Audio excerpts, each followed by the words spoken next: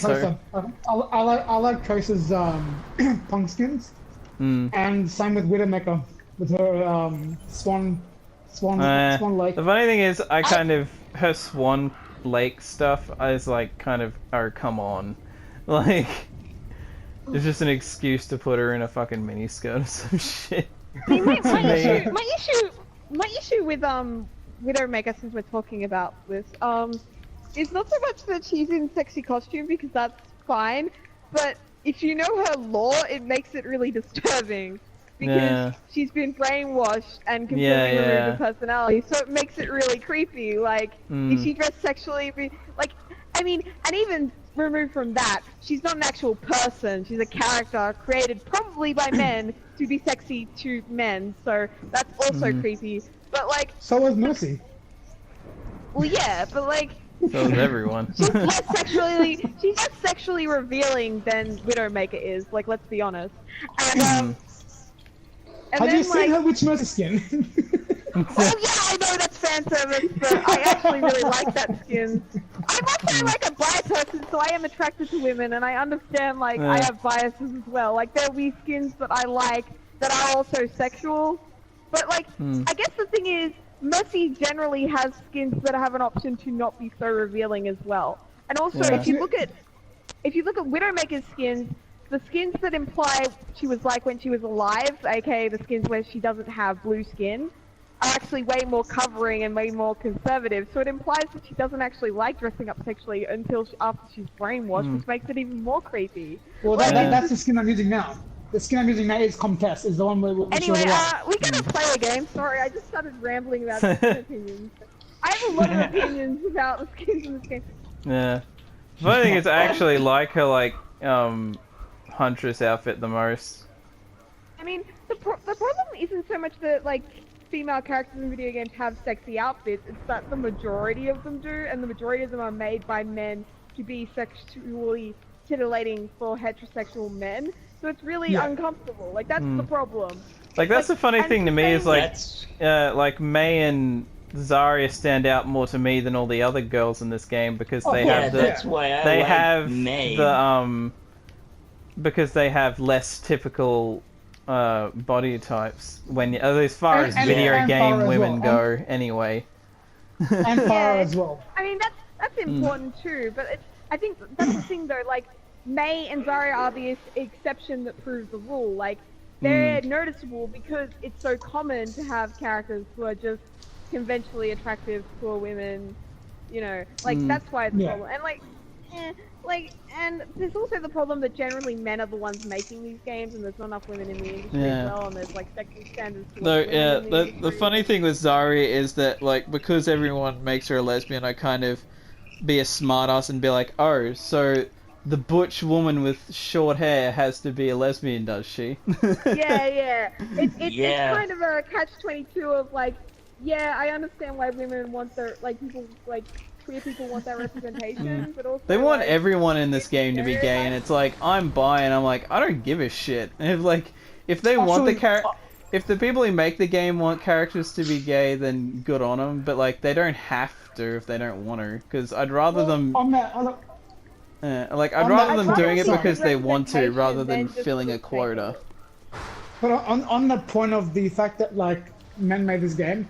I was researching about it. It's actually in the team of about 20 or 30 that actually designed this game. A quarter of them were actually women, surprisingly. Oh, well, that's good then. So like, thankfully, like it's getting they're better. like, yeah, it's getting the game design community is actually getting much better now because there's more women in the community of game design now.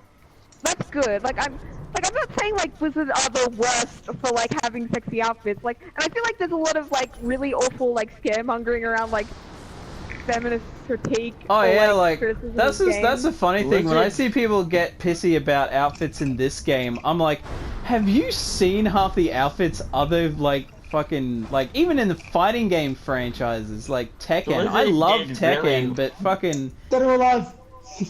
Tekken has like. Fucking oh god, what am I thinking of? I guess the thing is like you have to understand that because we're criticizing this game doesn't mean we wouldn't be critical of other games. Like, oh yeah, no, I'm just saying, like, that's... it bugs me when, like, people that harp on this like it's one of the worst offenders. When it's nowhere, like, it has, like, I get where they're coming from, but it's like, it's nowhere near one of the worst offenders.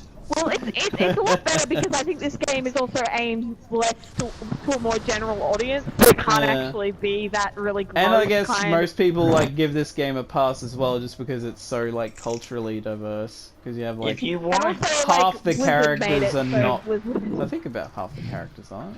Let's see, one... If you want sexualized as far as costumes go, look at Bayonetta, whose costume was literally her hair. Bayonetta's a weird case because Bayonetta's like. At least Bayonetta, that's part of her character at least, rather than her just doing it because why not? I can't say how I feel about Bayonetta because it's kind of a complicated thing. Like, because like the funny thing is she's basically a male, she's basically a female Dante, so you know, and Dante pretty basically much, more nothing. Like, I think my issue with Bayonetta is it's trying to sort of have its cake and eat it too, in the sense that it's like subverting the sexy women trope in games, but it's like, no, you're not. You're just making her sexy and then saying, like, it's like, you know, it's also like we're aware that she's sexy and pointing it out, and like, yeah. What's funny to me is like the difference between Mortal Kombat 9 and Mortal Kombat X.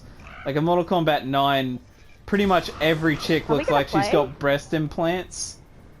And then in MKX, all of them get a breast reduction, pretty much. Pretty much. And it's like, holy, and it's like, it actually looks way better. Speaking of breast reduction, so Tomb Raider happened and got a reboot, and people were like really mad that she wasn't big and busty anymore, and I was like, why? She didn't look like a normal person before anyway. Like, no one has boobs like that. It's just that's not how boobs work. Have you ever touched a boob or seen a real boob before? Yes, maybe. I don't know. So, it's like why I found it silly that they went from like Harley Quinn having a fairly normal build, and then they like make her basically dress with like a corset and booty shorts, and she's got like breast implants basically. And it's like, yeah, because that's what a fucking gymnast would wear.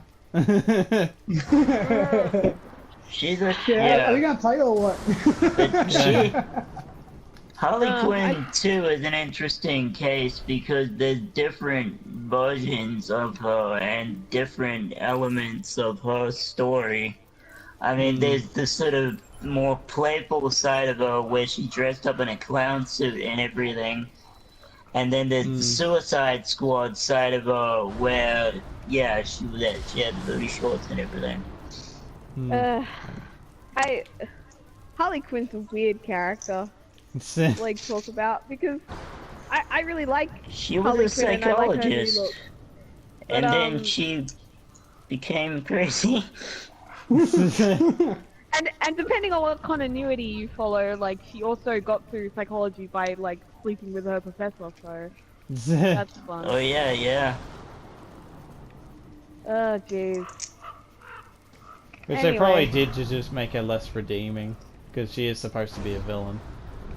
Yeah. Oh, that was like her. I think that was her original origin story, like from the comics that expanded on a animated one. So. Oh yeah. Bruce Timm is a little gross, to be honest. Like he's done some pretty gross shit. He was behind the part of the Killing Joke movie where Barbara Gordon sleeps with Bruce. Oh yes, so that.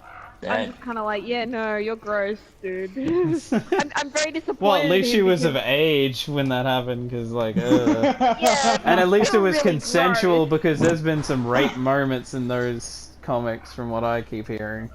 Yeah. I mean, like, Talia al Ghul is like a serial rapist at this point, apparently. Yeah, like, let's not talk about the Al Ghuls. They're, like, awful. Like, I think my issue with the Al Ghuls is not so much because they're, like, villains, it's just that they're written as villains who are like, how do you say, mustache twirling villains that do things that make no actual sense, and then they would try to like pretend that it has some kind of logic to it, but it just sounds completely batshit, so I Yeah. just kind of am like, no, this is stupid. It's not interesting. Like, and what annoys me is when people who don't like know that much about comics try and tell me like, oh no, Uncle totally has like a thing that he's doing that makes sense. I'm like, no, he doesn't. Yeah. These are batshit crazy. The whole family is batshit crazy. That's sort of the point. Like, their logic is, oh, we'll just kill like most of the world and then rule what's left of it. And I'm like, dude, no. Anyway, shall we actually play? Who's leader? I don't know who it is. We're searching for a game at the moment. Oh, we are? Yeah. Because I just sort of was Like like, it wow, only we've been just talking it only for a while. started like a minute ago, I think. Okay, that makes sense. Sorry, we just kind of got on this weird tangent of like stuff. Yeah, that's why I sort of How did you held go off. from like Widowmaker to fucking Tekken, Uncle. Dead or Alive, to fucking to Lara Croft, to breast reductions, to Harley Quinn, to the Uncle family? What the fuck? I don't know.